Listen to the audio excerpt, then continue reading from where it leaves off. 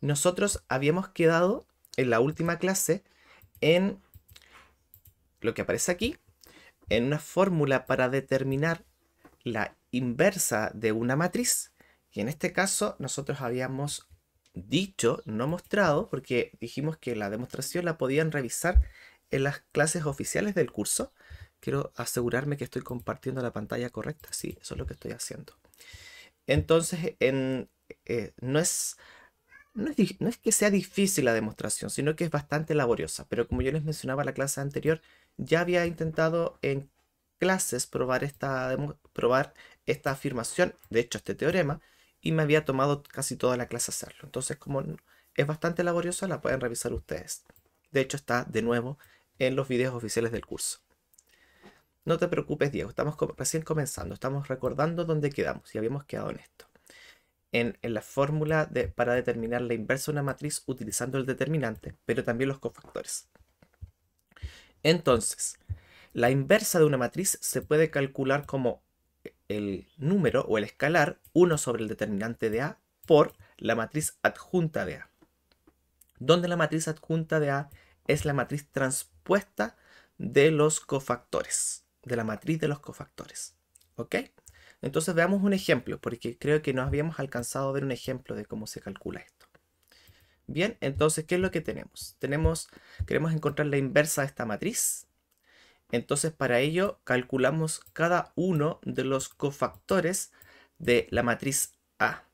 Recordemos rápidamente, para tenerlo a la vista, ¿cierto? Que los cofactores de la forma C y J de una matriz A es el número menos 1 elevado a I más J por el determinante de la submatriz que se obtiene al eliminar la fila yésima y la columna jésima de la matriz A. Entonces, ¿cómo se calcula, por ejemplo, C32? Entonces, C32 no es otra cosa que menos 1 elevado a 3 más 2 por el determinante de la submatriz que se obtiene al eliminar de la matriz A la fila 3 y la columna 2. Entonces, menos 1 elevado a 3 más 2 es menos 1 porque es menos 1 elevado a 5 menos el determinante que se obtiene, como dijimos recién, al eliminar de la matriz A la fila 3 y la columna 2. Entonces tenemos el determinante de la submatriz, que en este caso sería entonces 1 menos 1, 1. Fila 3, perdón, columna 2, ¿cierto? Esta de aquí. Ahora sí. Fila 3. Nada que ver. Ahora sí. Fila 3,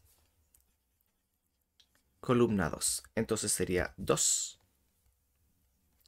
3, 1, 1. Y este determinante es como de 2 por 2, 2 por 1, 2 menos 3 sería menos 1. Con el menos de ahí, 1. ¿A qué menos me refería? A este que está acá. ¿Ok?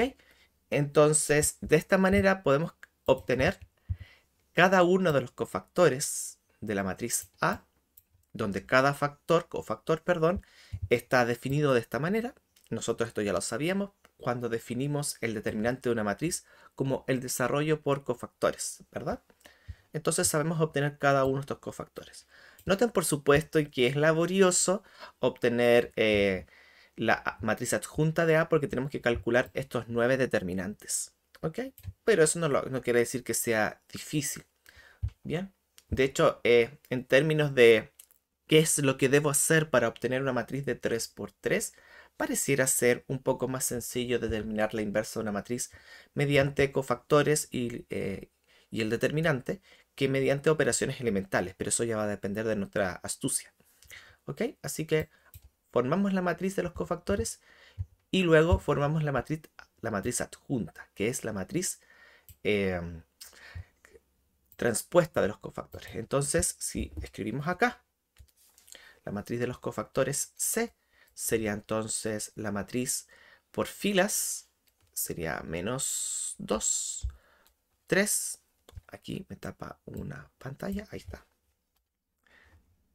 menos 2, 3, 5, 14, menos 7, menos 7, 4, 1, menos 3. Esto sería nuestra matriz de los cofactores. Entonces esta matriz me la voy a llevar a la siguiente hoja para que entonces podamos compararla con la matriz adjunta que está escrita ahí al tiro. Ok, entonces acá está. Oh, no queda tan bonita. Creo que ahí se ve un poquito mejor. Entonces, por filas, menos 2, 3 y 5.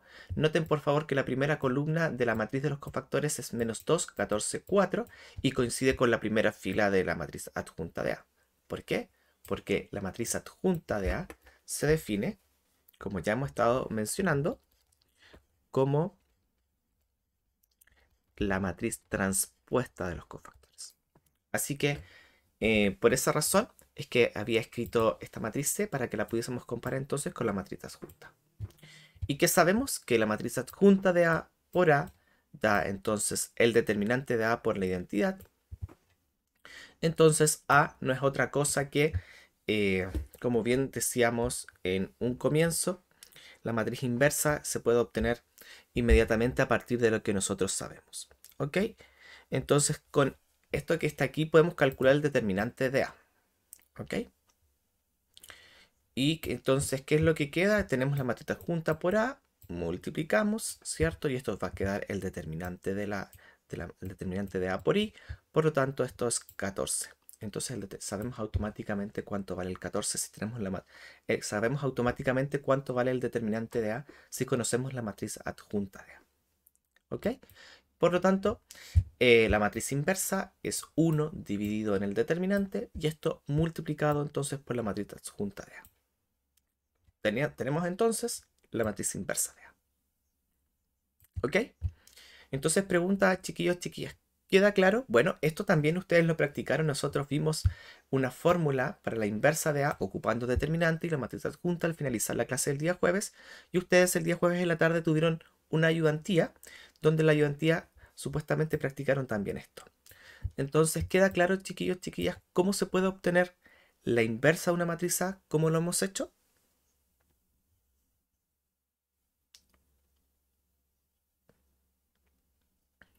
Sí, profe, más que claro. Súper. Genial. ¿A alguien todavía no le queda claro y necesite que lo explique nuevamente, aunque sea con este mismo ejemplo o con un ejemplo distinto? Lo nuevo, o sea, lo interesante, me voy a devolver aquí para también darles tiempo para reflexionar en la pregunta que acabo de hacer. Es recordar esto, ¿ok? Este teorema. Este es el teorema como clave de las últimas clases, en que, de hecho, uno de los teoremas clave de este curso, en algún momento, cuando comentamos que podíamos definir un conjunto constituido únicamente por matrices y sobre este conjunto podíamos definir una multiplicación, nos hicimos la pregunta, ¿existirá para cada matriz el inverso de esta matriz, el inverso multiplicativo? Ya ahí comenzamos a trabajar con operaciones elementales. Nos dimos cuenta que para las matrices de 2 por 2 existía el concepto de determinante. Y en estas últimas clases tomamos este concepto de determinante y lo ampliamos, lo generalizamos para matrices de tamaño cualquiera, pero que fuera siempre cuadrado. Así que eso vimos la última clase, como lo mencionábamos. Construimos, ¿cierto?, las herramientas para poder mostrar este teorema, dado que para la demostración de este teorema, demostración que omitimos, se utiliza la regla de Cramer. Entonces vimos la regla de Cramer, ¿cierto?, que es una regla que nos permite vía determinante resolver sistemas de ecuaciones cuadrados. Y a partir de la regla de Cramer se puede probar esto. ¿Ok? Para finalizar esta clase, entonces me gustaría exhibir algunas propiedades geométricas del determinante. ¿Sí? Entonces, el determinante no nos deja de asombrar porque tiene incluso propiedades que son de este estilo geométricas. Por ejemplo, el área de un paralelogramo de 2 por 2 se puede calcular, el área, perdón, de un paralelogramo se puede calcular de esta manera, como el determinante de A. ¿Sí?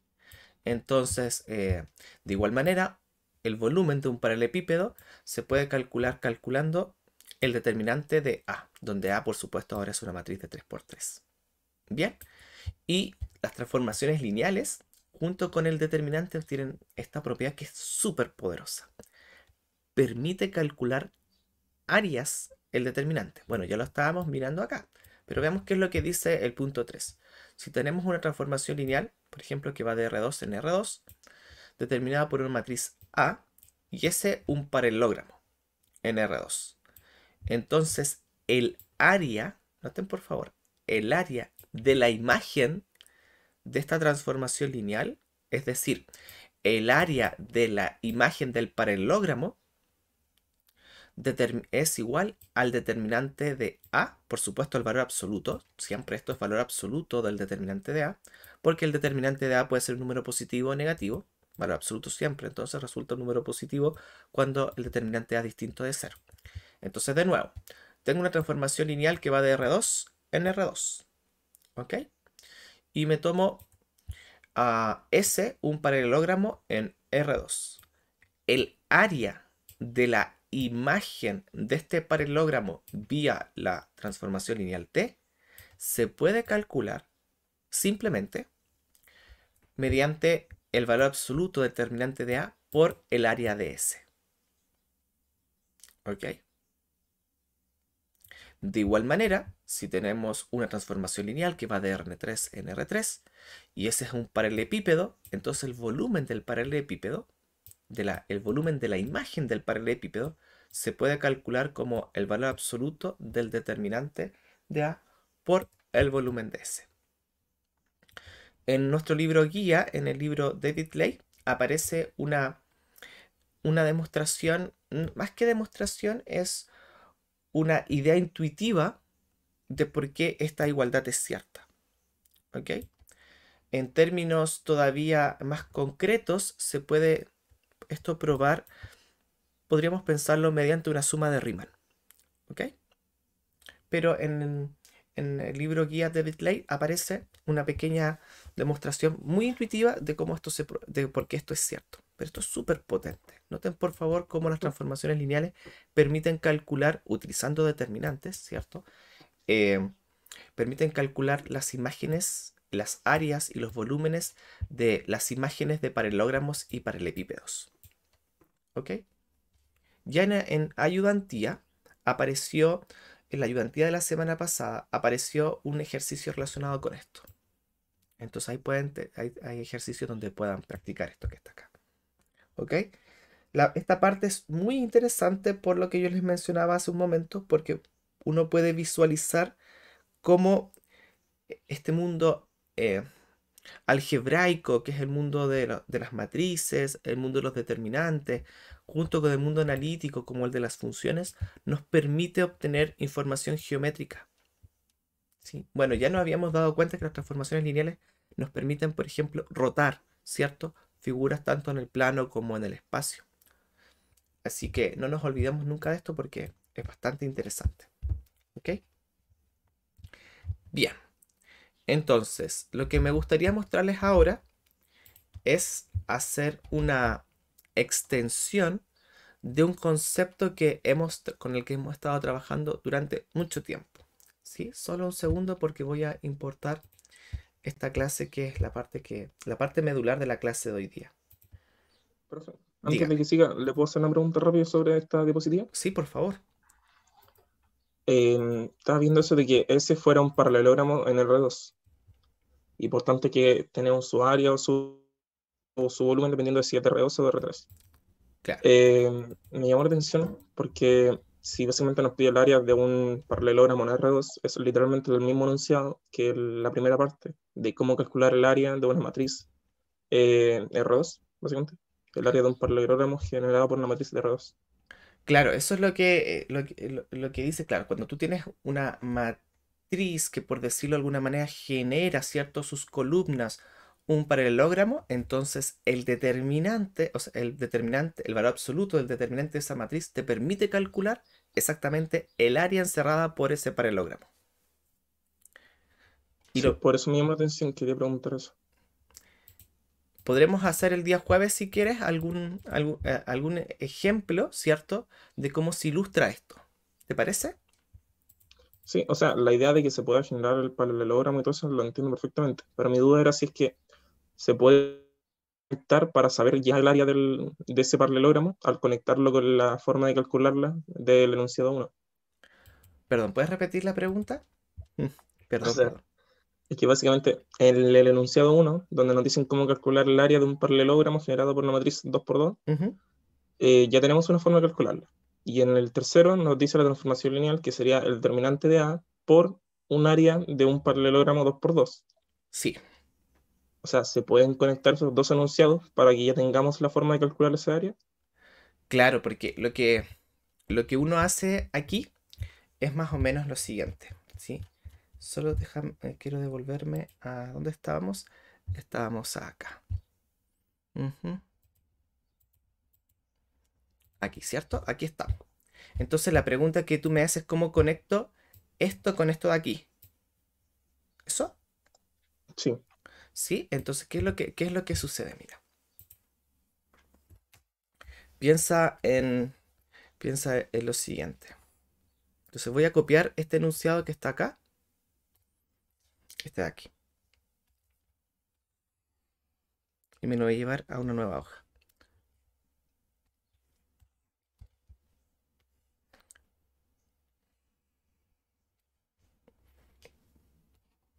Entonces, ¿qué es lo que pasa? Pensemos que tenemos una transformación lineal que conecta, ¿sí? Que conecta dos conjuntos, ambos en R2. ¿Ya? Entonces, uno de estos conjuntos es un paralelogramo.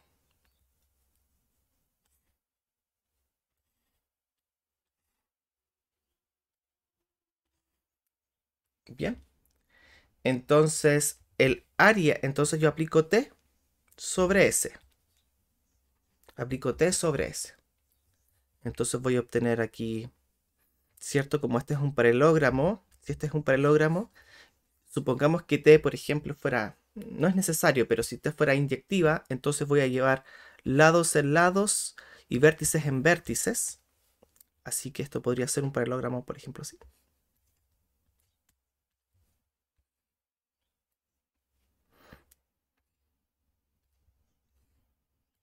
¿Ok? Va a depender, por supuesto, de T. Entonces esto sería T de S.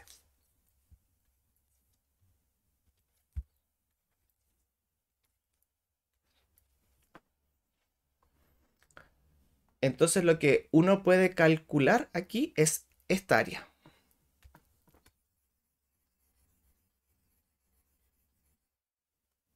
¿Ok? Entonces una forma de hacer esto es pensar en cómo yo puedo calcular entonces estas áreas, esta área chiquitita de acá. Entonces yo lo puedo dividir en muchos paralelogramos chiquititos, por ejemplo así.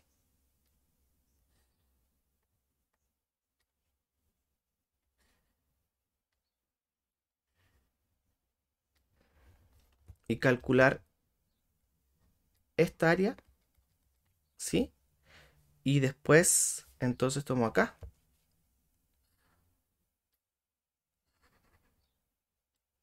¿Y cómo calculo aquí esta área de acá? Que sería entonces la imagen de ese rectángulo. Entonces, ¿qué es lo que dice esto aquí? Que el área de esta imagen se puede calcular entonces como el determinante de A, que sería el área de este paralelogramo, ¿sí? Por el área de S. ¿Sí? Esta área se puede calcular como el determinante de A por el área de S. Entonces, ¿qué es lo que yo muestro? Es como lo que decía acá, ¿no? Que si tengo un paralelogramo de 2 por 2, entonces el área de ese determinante es A. Entonces, eso es lo que está ocupando aquí para cada uno de estos rectangulitos chiquititos. No sé si me entiende, si me entiendes, Diego. Sí, profe. O sea, mi duda más que nada porque si yo sé que el área de esa transformación lineal me va a dar determinante de A por el área del S completa. Pero en la uno se menciona que para calcular el área de un paralelogramo de R2, o sea, como es el caso del S en este caso, se puede calcular simplemente como determinante de A. Entonces mi pregunta iba más que nada en el sentido de, ¿puedo dejar el área de esa transformación como simplemente un determinante de A al cuadrado? ¿O no puedo? Sí, dejar esto como determinante de A por el Al área de... cuadrado. Porque el área de, de ese paralelogramo está en R2, básicamente. Y si conectamos con el enunciado de la uno que te dice la forma de calcular el área de un paralelogramo generado por una matriz de R2, Ah, no, no. Sí, no. Porque esta es el área de... Esta es el área de S, ¿sí? De cualquier paralelogramo. De cualquier paralelogramo. Y esta es el área determinada por las columnas de A. Perdón, es el área, esta de aquí, es el área del paralelogramo determinado por las columnas de A. Y acá es un paralelogramo cualquiera.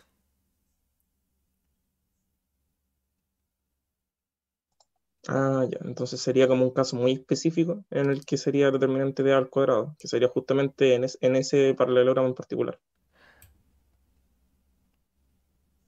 Claro, o ¿Cierto? sea, si S coincide con el paralelogramo determinado por las columnas de A, entonces aquí sería determinante de A al cuadrado.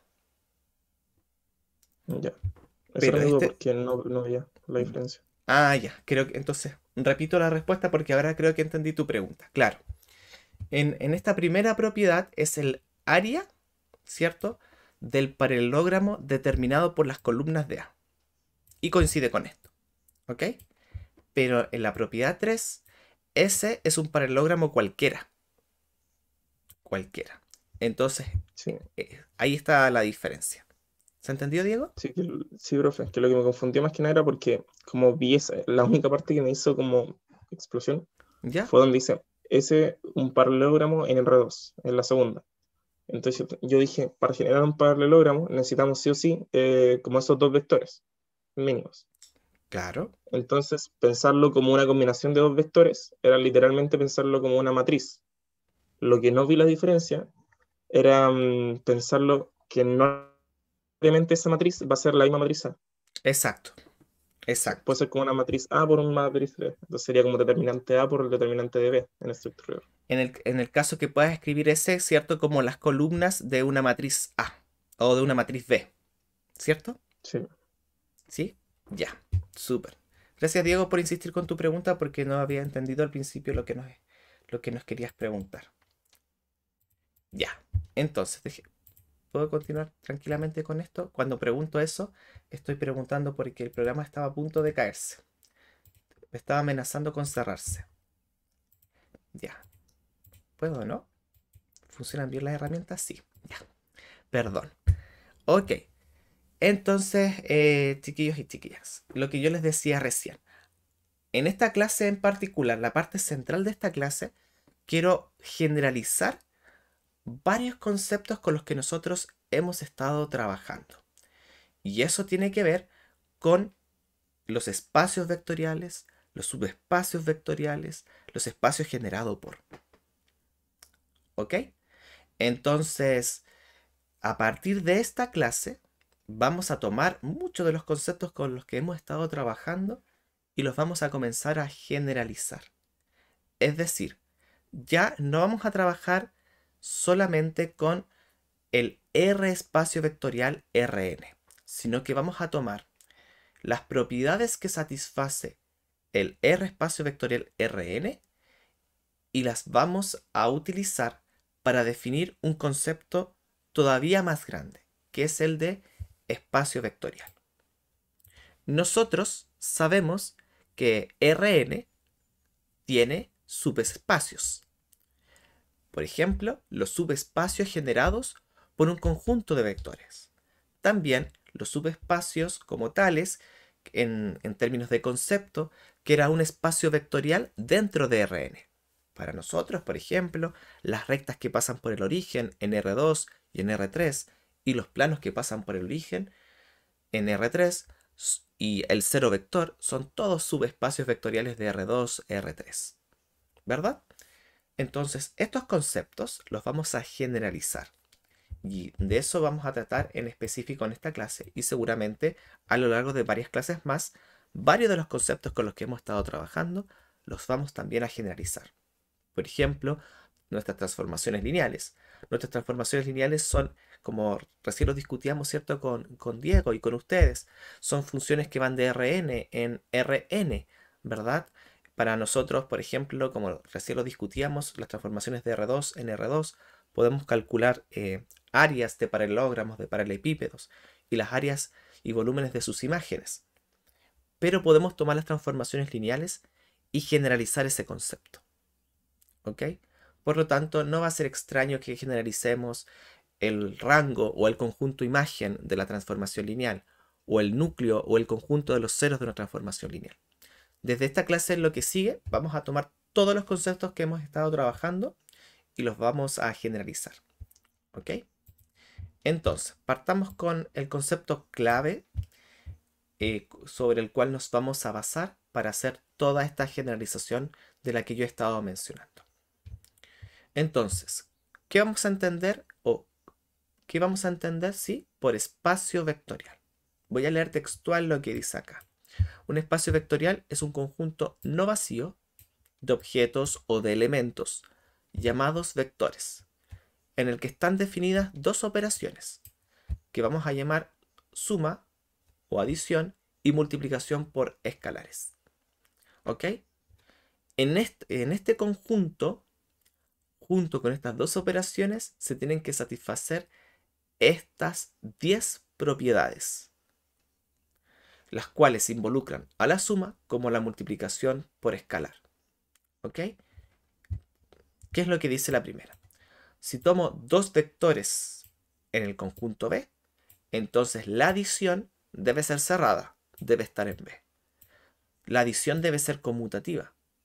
La adición debe ser asociativa. Debe existir un elemento neutro en B. A ese elemento neutro le vamos a llamar el cero vector de B. ¿Y qué es un elemento neutro? Es aquel vector tal que U más este vector siempre resulta U para todo U en B. Para cada vector en B debe existir su inverso aditivo, en el sentido de que U decimos que menos U es el inverso aditivo de U si al sumarlo resulta el neutro aditivo. ¿Ok? Entonces, con respecto a la adición, se deben satisfacer estas 5 propiedades. ¿Qué hay con el producto por escalar? Si tomo cualquier escalar y lo multiplico por cualquier vector, entonces la multiplicación debe estar siempre en B. Es decir, esta operación, la operación multiplicación por escalar, es cerrada en B. En este sentido, que la multiplicación por escalar debe ser distributiva. ¿Ok? También debe ser, se distribuye de esta manera, debe ser asociativa y debe existir un elemento neutro multiplicativo, por decirlo de alguna manera, que es, en este caso lo vamos a denotar por 1. Entonces, ¿qué es lo que estamos haciendo? Nosotros sabemos que cuando consideramos el conjunto Rn, ¿ok? Y en este conjunto le definimos una adición, la adición usual entre vectores, y el producto por escalar usual, ¿cierto? Entre vectores. Este conjunto, este trío de hecho, este trío satisface cada una de estas propiedades. ¿Verdad? R2, junto con la adición de pares ordenados y la multiplicación de escalar por pares ordenados, el trío que acabo de mencionar satisface cada una de estas propiedades. cambio n por 3, tengo R3, defino la adición usual de tríos, la multiplicación por escalar, y R3 junto con la adición y el producto, ese trío, satisface estas 10 propiedades. Y así con n igual 4, 5, n, cualquier número natural. Bien, los reales a seca también satisfacen estas 10 propiedades. Por lo tanto, nosotros le llamamos a este un R espacio vectorial. Y para nosotros, hasta ahora, hasta este momento, hasta antes de este momento, era un nombre. ¿Verdad? Que yo les mencioné que ese nombre lo íbamos a utilizar más adelante, donde ese más adelante llegó ahora, de forma generalizada. Entonces, ¿qué es lo que hacemos? Tomamos estas propiedades y las exigimos, voy a ocupar de esta palabra, de manera abstracta para un conjunto cualquiera, digamos B, donde definimos dos operaciones. ¿Cuáles operaciones? Las que se nos ocurran. A una de estas operaciones le vamos a llamar adición, que va a ser una operación que se realiza entre los elementos de B. Y definimos también sobre este conjunto una segunda operación, que se realiza entre reales o complejos y elementos de B. ¿Qué adición es esta? La que se nos ocurra, pero tiene que ser entre elementos de B. ¿Qué operación es esta? Una multiplicación. ¿Y cómo defino esa multiplicación? De nuevo, como se nos ocurra, pero esa multiplicación debe ser entre reales o complejos y elementos de B. Si la adición que hemos definido satisface estas 5 propiedades y el producto que hemos definido satisface estas otras 5 propiedades en conjunto con la adición, entonces decimos que este trío es un espacio vectorial. ¿Ok? Por eso yo utilizaba la palabra generalización, en el sentido que quiero repetir las propiedades que tenemos en Rn con la adición usual entre vectores y el producto usual entre escalares y vectores. Esas propiedades las repito, las exijo para una adición cualquiera y un producto cualquiera y un conjunto cualquiera. De hecho, un conjunto cualquiera, en el que ha sido definida dos operaciones cualquiera, una llamada adición, otro producto, donde vamos a exigir que esto cumpla. De esa manera, evidentemente, Rn con la adición y el producto usual pasan a ser un espacio vectorial. ¿Ok? Entonces, veamos algunas observaciones sencillas, ¿sí? Cuando los escalares sean números reales, vamos a decir que tenemos un espacio vectorial sobre R, o que B es un R espacio vectorial. Y por eso, de nuevo, voy a escribirlo acá, ¿sí? Es que a este trío uno le llama también R espacio vectorial, porque los escalares que consideramos para utilizar la multiplicación entre escalares y vectores es el conjunto de los reales.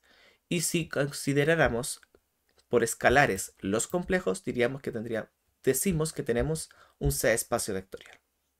Como mencionábamos recién, el vector neutro, que lo vamos a denotar por 0, se conoce como neutro y este es el inverso aditivo. ¿Ok? Se puede probar que ambos elementos son únicos, en el sentido que cada espacio vectorial tiene un único elemento neutro. Y para cada vector de un espacio vectorial, su inverso aditivo, que se denota como menos u, entonces es único. ¿Ok? También se puede notar que C por el cero vector es el cero vector, ¿verdad? El cero vector del 0 por el cero real, el cero escalar por u resulta el cero vector, y que menos 1 por u es menos u. ¿Ok? Es decir, que si tenemos un vector y utilizamos la multiplicación menos 1 escalar por un vector, obtenemos el inverso aditivo de u. ¿Ok? Y esto es lo que mencionábamos recién.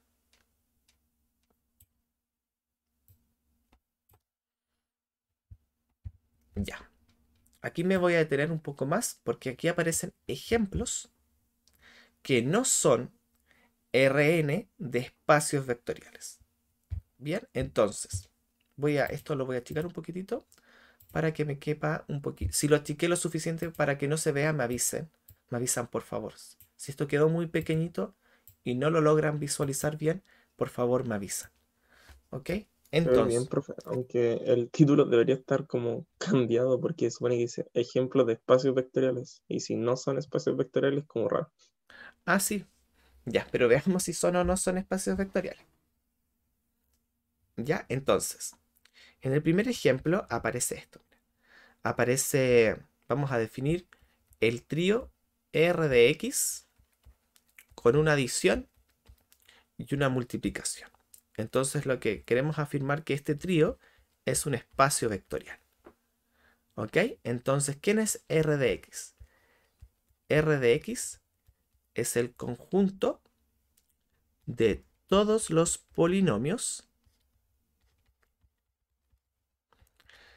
a sub 0 más a1 x más a2 x cuadrado más a sub n x a la n, con n un número natural, es decir, es el conjunto de todos los polinomios de grado a lo más n. No, aquí el n no es un número fijo, es un número cualquiera, así que aquí están los polinomios de grado 1, 2, 3, 4, todos los polinomios del mundo mundial cuyos coeficientes sean reales.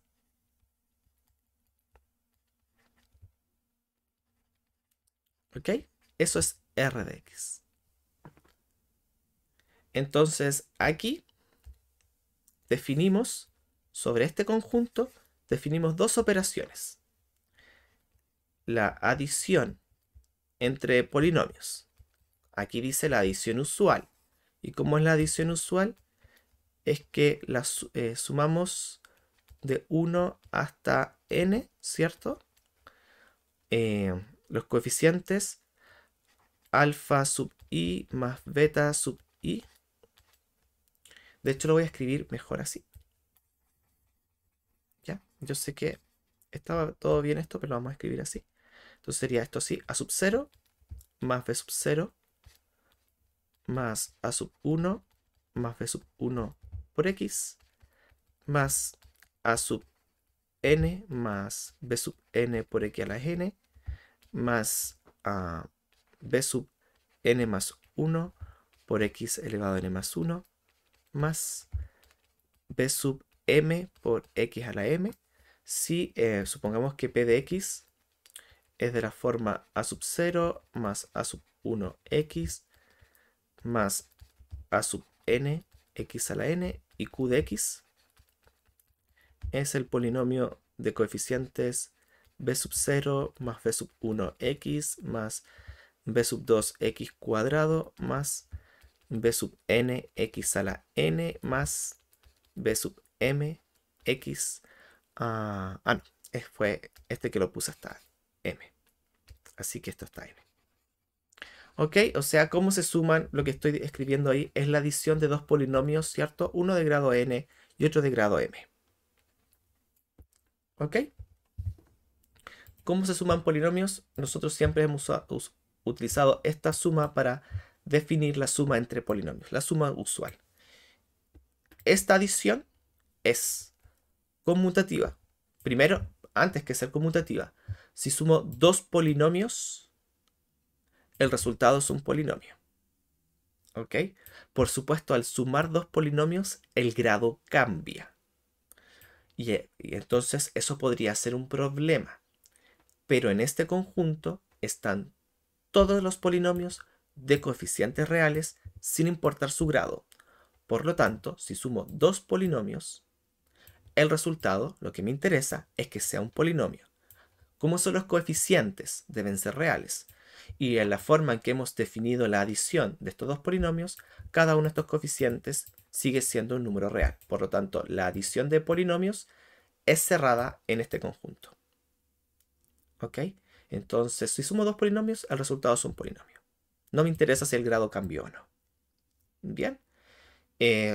Entonces, satisface la ley de clausura, es asociativo, es conmutativo, existe un elemento neutro acá, ¿cierto? El cero vector en este conjunto es el polinomio 0 más 0x más 0x cuadrado más, ¿cierto? 0 x a la n.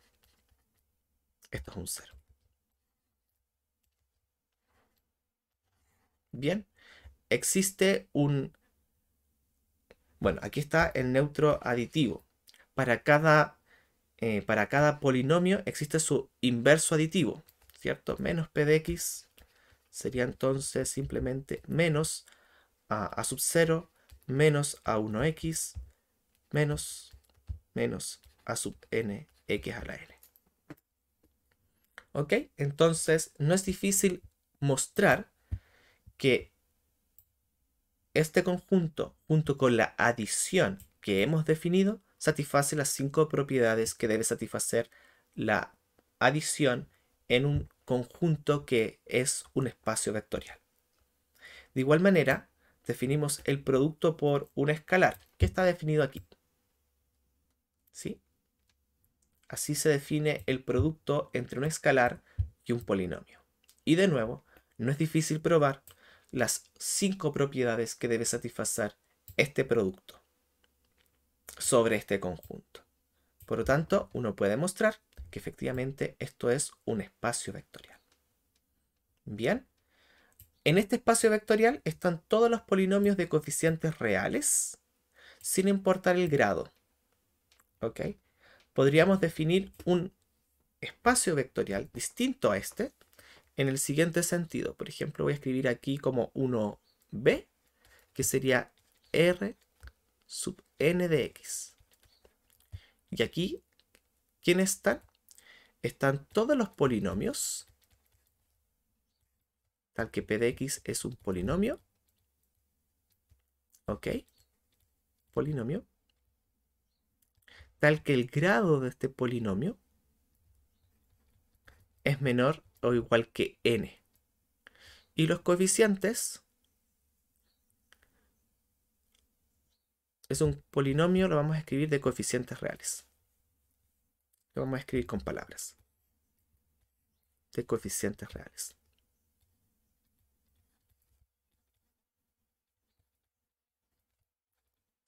Con la condición que el grado sea menor o igual que n.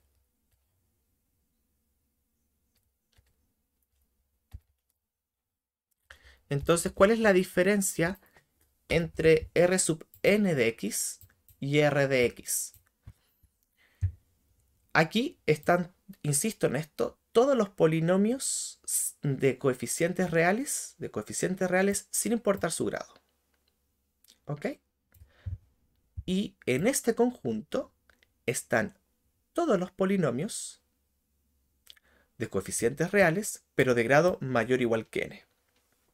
Eso quiere decir que si n fuera, por ejemplo, 2, entonces Rn de x, R2 de x sería todos los polinomios de la forma a sub 0 más a1 x más a2 x cuadrado, tal que a sub 0, a sub 1 y a sub 2 son números reales. ¿Ok? Noten que aquí yo no he exigido que alguno de estos coeficientes sea distinto de 0.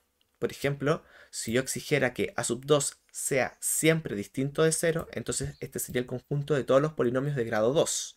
No, me interesa que sea de a lo más grado 2. Entonces, si uno define este trío, r sub n de x, con la adición usual de polinomios, es decir, esta adición, con el producto usual entre escalares y polinomios, es decir, este producto, entonces esto de aquí es un espacio vectorial. ¿Ok? Entonces, ¿cuál es el favor que les pediría? Que por lo menos una vez en su vida prueben para este conjunto, o bien, perdón, este trío, o bien este trío o los que siguen, que son espacios vectoriales. Es decir, que satisfacen estas 10 propiedades que debe satisfacer un trío para ser un espacio vectorial. Y yo insisto en esto, me voy a devolver un poquito, es que si notamos, estas 10 propiedades son exactamente las mismas 10 propiedades que satisface la adición usual entre tuplas y el producto usual entre escalares y tuplas definidas para Rn. Son exactamente las mismas 10 propiedades. Entonces estas 10 propiedades las tomamos y ahora las utilizamos para tríos donde esta adición se define como uno quiere, el producto se define como uno quiere sobre un conjunto, pero por supuesto considerando que se deben satisfacer las 10 propiedades que hemos mencionado. ¿Ok? Voy a hacer, a ver si puedo duplicar esta página.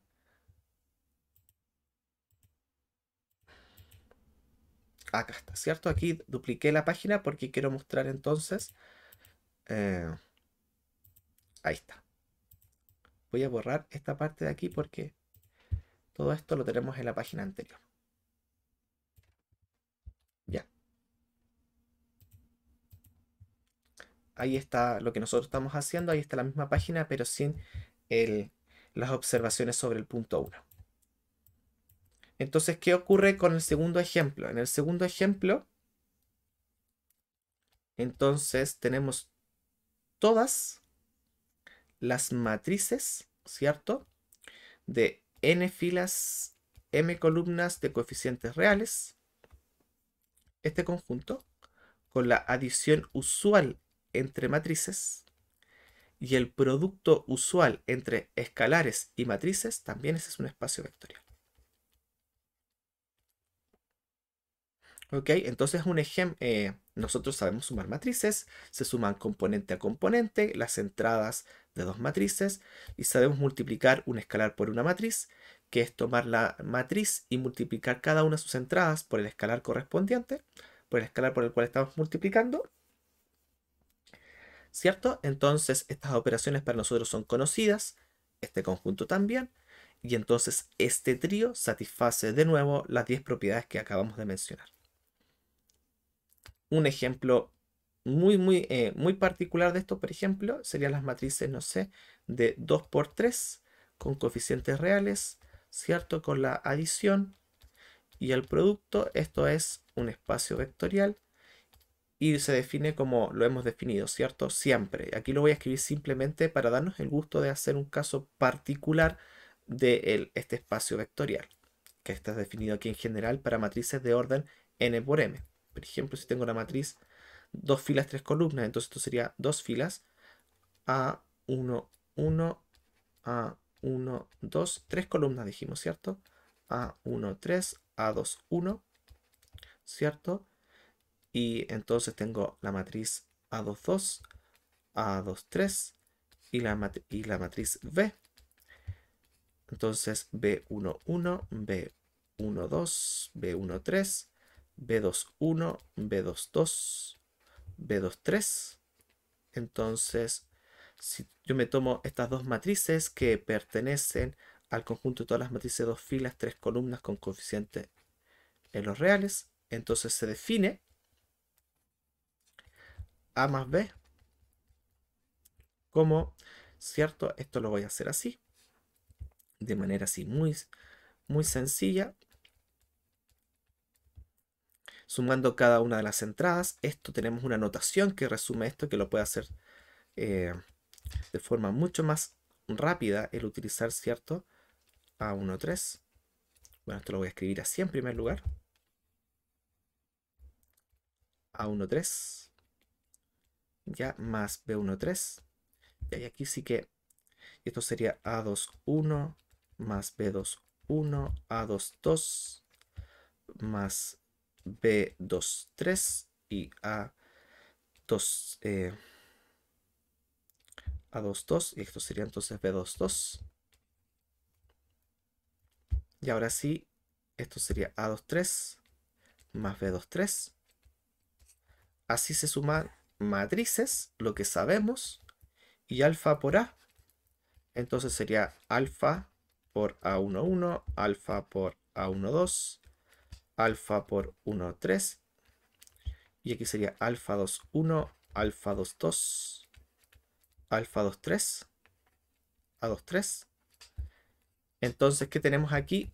Cómo se suman matrices en este conjunto y cómo se multiplica un escalar por una matriz en este conjunto. Entonces aquí con alfa en R. Entonces, para probar que esto es un espacio vectorial, deberíamos probar las 10 propiedades que definimos anteriormente para la adición y este producto por el escalar. Eso significa que esto es un espacio vectorial en este caso particular, con esta adición y con este producto. ¿Ok? Así que pueden hacerlo ustedes en su estudio personal. Probar, por ejemplo, que esto es un espacio vectorial. ¿Ok? Se puede hacer en general sabiendo que, ocupando, por ejemplo, esta notación, que la matriz A tenga entradas de la forma A y J y que la matriz B tenga entradas de la forma B y J. Estas dos matrices de n por m con coeficientes reales y definen la operación adición como siempre lo hemos definido, como a y j más b y j, y la multiplicación por un escalar de la forma alfa por a y j con alfa real. Entonces aquí lo pueden hacer en un caso muy particular y aquí lo pueden hacer con estas definiciones de manera general. ¿Por qué uno podría pensar que la adición entre matrices es conmutativa? Porque la adición entre matrices se define sumando cada una de las componentes de cada matriz A y B. Por lo tanto, aquí tengo una adición real, aquí tengo una adición de dos números reales, o la suma de dos números reales, y la suma en los números reales es conmutativa. Entonces, de esa manera tú podrías probar que la adición es conmutativa. Lo mismo con la asociatividad. Hay ciertas propiedades que se heredan de los números reales. ¿Ok?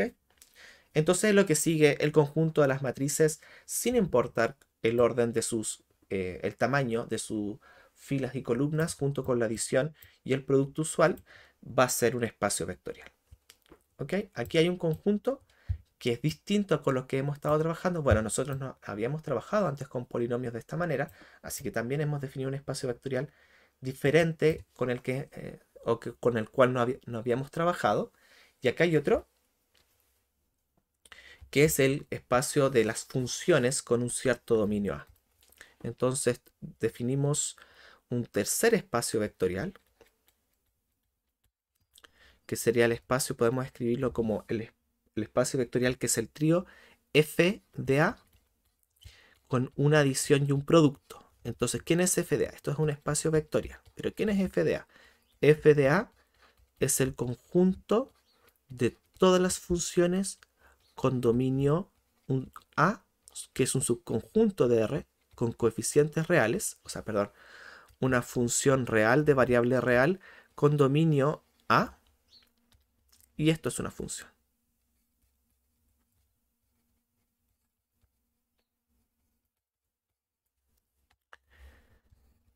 Sobre este conjunto definimos una adición.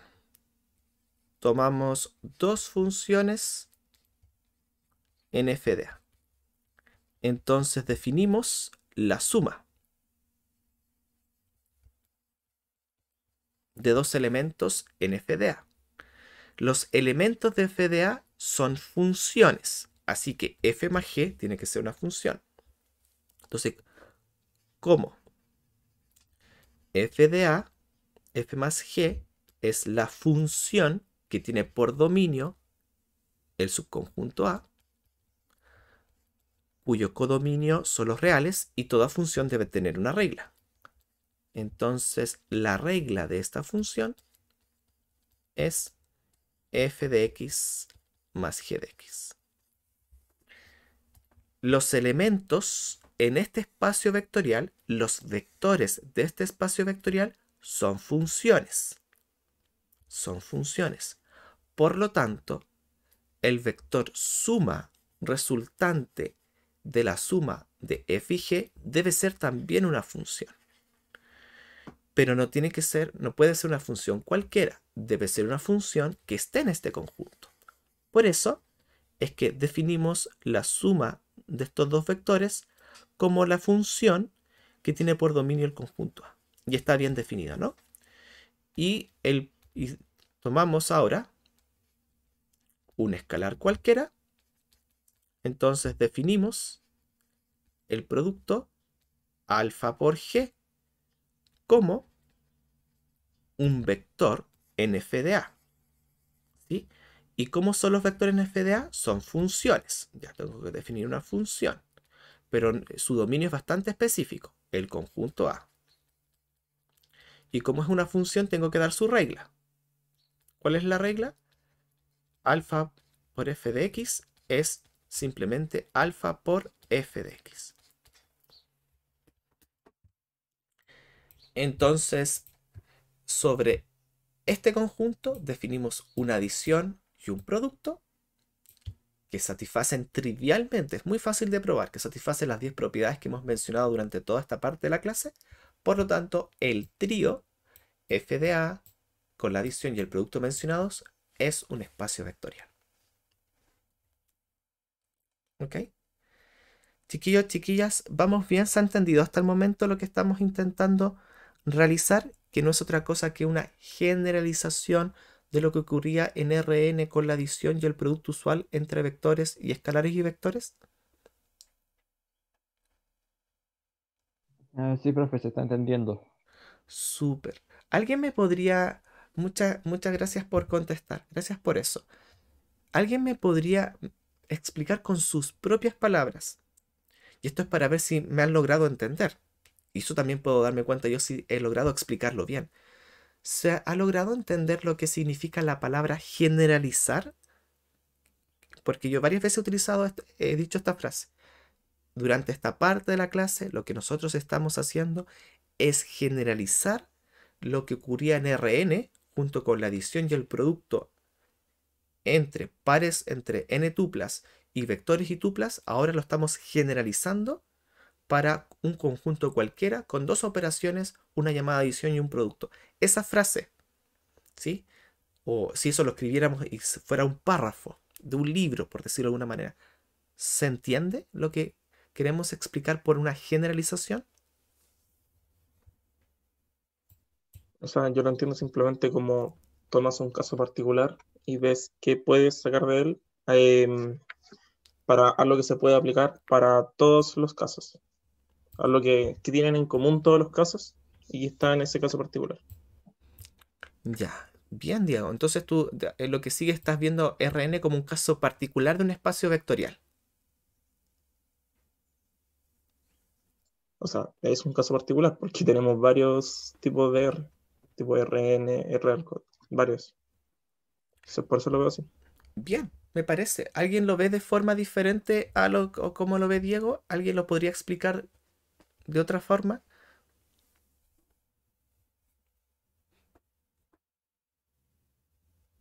Efectivamente, Diego tiene toda la razón, tiene razón.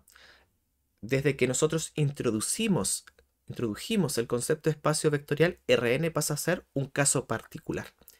Pero ¿de dónde nos inventamos este concepto de espacio vectorial? Nos lo inventamos a partir de Rn.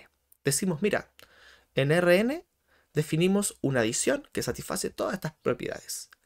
En Rn definimos un producto entre un escalar y un vector que satisface estas 5 propiedades. Entonces lo que sigue, dice uno, voy a tomar un conjunto cualquiera, sobre ese conjunto voy a definir dos operaciones, una llamada adición, otra llamada producto, y voy a exigir que esa adición y ese producto sobre este conjunto satisfaga estas mismas 10 propiedades que se satisfacían en Rn. Y ahí nace el concepto de espacio vectorial, por decirlo de alguna manera. A eso nos hemos estado refiriendo con que este concepto de espacio vectorial es una generalización de lo que pasaba en Rn y como bien dijo Diego, entonces ahora Rn pasa a ser un caso particular del concepto de espacio vectorial. ¿Ok? Entonces, cuando nosotros teníamos un R espacio vectorial, teníamos, como lo mencionamos recién, el concepto de subespacio, de espacio generado por... ¿Qué otro concepto vimos asociado a los espacios vectoriales y a los subespacios vectoriales en particular?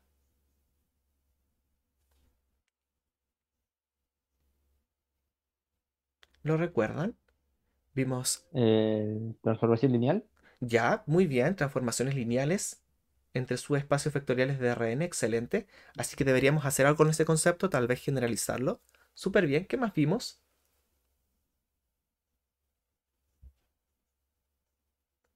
Todo subespacio vectorial tiene Una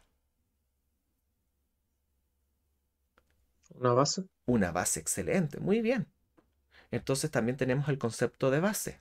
¿Y se acuerdan que el concepto de base es un conjunto, es una base, si es un conjunto que genera todo el espacio, a todo el subespacio vectorial, pero a la vez es linealmente independiente? Entonces, esos conceptos deberíamos entonces generalizar los espacios vectoriales cualquiera. Entonces, ¿qué es lo que va a hacer el profesor? ¿Qué es lo que voy a hacer yo? Tanto en esta clase como en las que siguen. Tomar todos los conceptos que hemos revisado y aplicarlos o redefinirlos para un espacio vectorial cualquiera. Los conceptos no van a cambiar. Los conceptos no cambian, son exactamente los mismos. Lo que cambian son los conjuntos o, dicho de otra manera, los espacios vectoriales.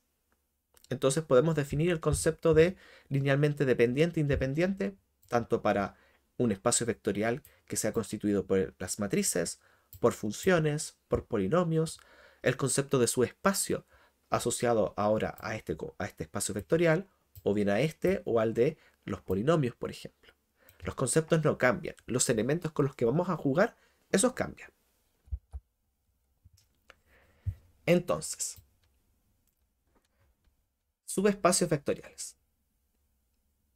¿Sí? Entonces, vamos a decir que un subconjunto de un espacio vectorial es un subespacio vectorial si al definir sobre este subconjunto la adición de B y el producto por escalar de B, entonces es un espacio vectorial. Lo voy a intentar decir mejor. ¿Sí? Entonces, ¿qué es lo que uno dice aquí? Consideras H subconjunto de B. Y si H con la adición de B y el producto de B es un espacio vectorial con la adición y el producto de B, entonces decimos que H es un subespacio vectorial de B. ¿Ok? Que es exactamente lo que dice acá. Bien, ahora, algo súper importante, que es la observación que viene a continuación. Si yo tomo cualquier subconjunto en B y tomo dos elementos de H, subconjunto de B, la adición de esos dos elementos va a ser conmutativa. La adición de tres elementos de H va a ser asociativa. Lo mismo va a ocurrir si multiplico el neutro, el 1 escalar por B, eso va a ser B, sin importar cuál elemento yo considere en H. La multiplicación por escalar por elementos de H va a ser asociativa en este sentido. Y también se va a distribuir de esta manera. Sin importar que sea H, estas propiedades se cumplen. ¿Ok? Por lo tanto, si yo quiero mostrar que H es un subespacio vectorial de B, basta comprobar estas tres propiedades. Por eso puedo establecerlo como una definición. ¿Qué fue lo que dije yo recién? Yo me consideré consideramos un subconjunto de B, digamos H. Entonces decimos que H es un subespacio vectorial de B si este trío es un espacio vectorial donde la adición y el producto son los de B. Pero como observábamos recién, de las 10 propiedades que debería probar para este trío, solo es necesario probar estas 3, porque las otras 7 se heredan naturalmente por ser H subconjunto de B.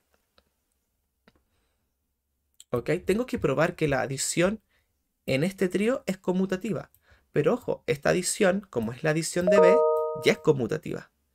Tengo que probar que el producto se distribuye sobre la adición. Tengo que probar eso en H. Pero ojo, como esta es la adición de B y este es el producto de B y el producto ya se distribuye sobre la adición para todo elemento de B, se va a distribuir para todo elemento de H. Por lo tanto, haciendo reflexión en eso, podemos decir que H es un subespacio vectorial de B si se satisfacen estas 3 propiedades, porque las restantes, se heredan directamente de las condiciones que ya satisfacen la adición y el producto en B. Al mirar esta definición y lo que hemos discutido hasta el momento, una pregunta para ustedes, chiquillos y chiquillas. ¿Cambió el concepto de subespacio vectorial con el que veníamos trabajando o es el mismo concepto? Es casi el mismo concepto. Bien, Diego, ¿y por qué dices que es casi el mismo y no el mismo? ¿En qué podría variar? Ah, porque en lugar de, de ser subconjunto de R, es un subconjunto de B, que es siendo subespacio vectorial. Bien, ya. Eh, O sea, es por... básicamente nuestros espacios. Claro, claro. Ambos van en la dirección correcta, chiquillos. Bien.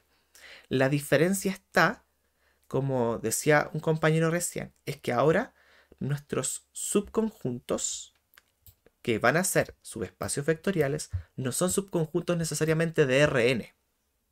Ahora son subconjuntos de cualquier conjunto. Por ejemplo, si B es el espacio vectorial de las matrices cuadradas, entonces tenemos el concepto de subespacio dentro del espacio vectorial de las matrices cuadradas.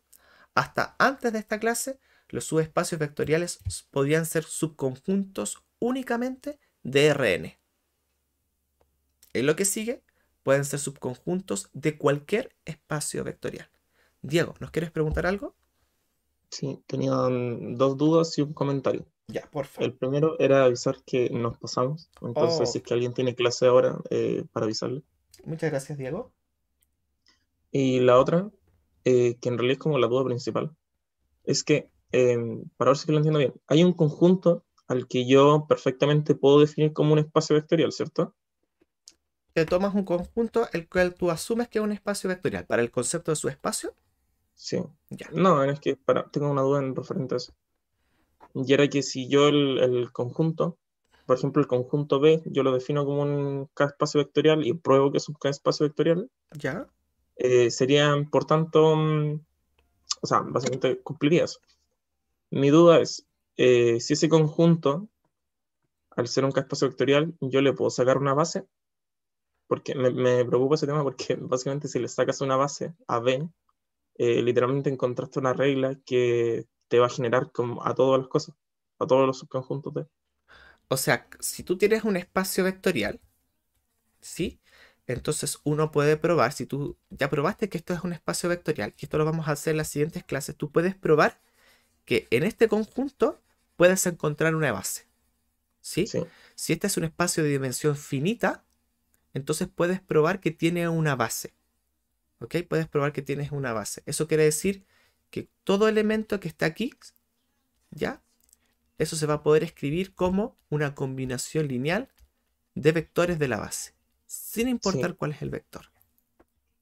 sí que mi duda es porque si encuentro una base para B, esa base también sería una base para cada subconjunto de B, ¿cierto?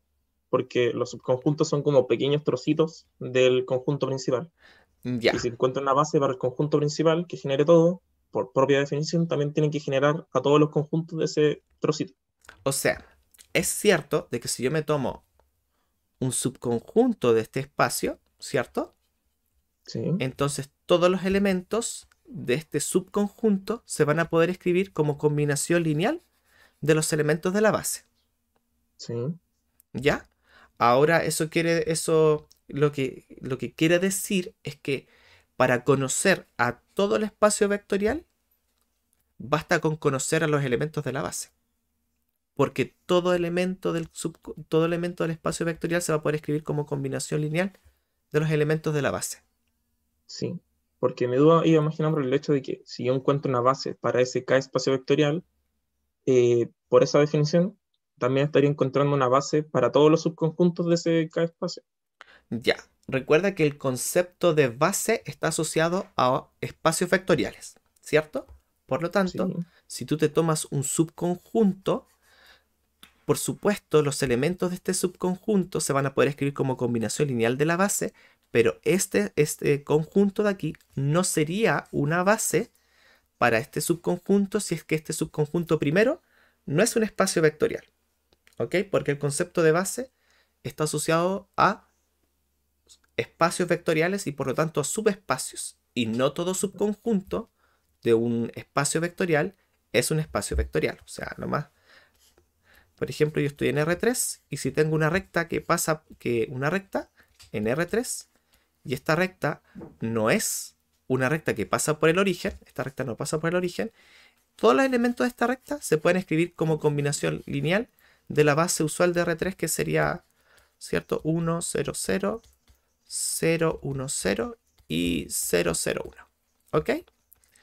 Pero esto no es una base para L, debido a que L no es un subespacio vectorial. ¿Ok? ¿Por qué? Porque el concepto de base se asocia a espacios vectoriales. Lo que sí es cierto es que si yo me tomo un subespacio vectorial, ¿sí? Yo me tomo un subespacio vectorial de acá, entonces puedo construir a partir de la base del espacio grande, del espacio vectorial, a partir de esta base puedo construir una base para este. ya no es que sea la misma base, sino que a partir de una puedo obtener la otra. Claro, claro, exactamente. No es la misma base.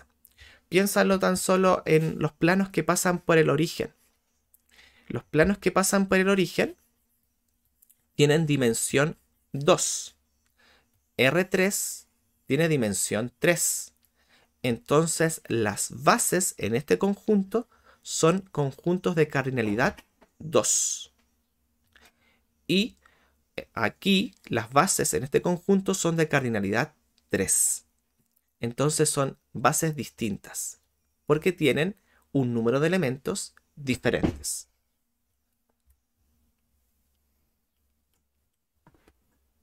Ya, profe. Esa era ¿Sí? mi duda en realidad. Sí, pero es una muy buena pregunta, Diego. A lo largo de las siguientes clases podemos seguir profundizando en eso. Sí, es que yo sabía que en estricto rigor había algo que fallaba ahí, porque si no sería como ver místico, ¿cachai? Ya encontraste una solución para todo. Pero quería saber qué era lo que fallaba. Ya, entonces podríamos responder así como para ser más concreto con la respuesta. Claro, una base del espacio vectorial grande no es una base de los subespacios, porque tienen distintas dimensiones. ¿Ya? Ya, Lo podemos ver desde ese punto de vista, aunque todavía no definimos el concepto de dimensión ni de base para espacios vectoriales cualquiera. claro. Y la otra duda era más que era como una pregunta como random en realidad. Y es que justamente el K espacio vectorial, lo que lo diferencia del R espacio vectorial es que ahora podemos meter complejos.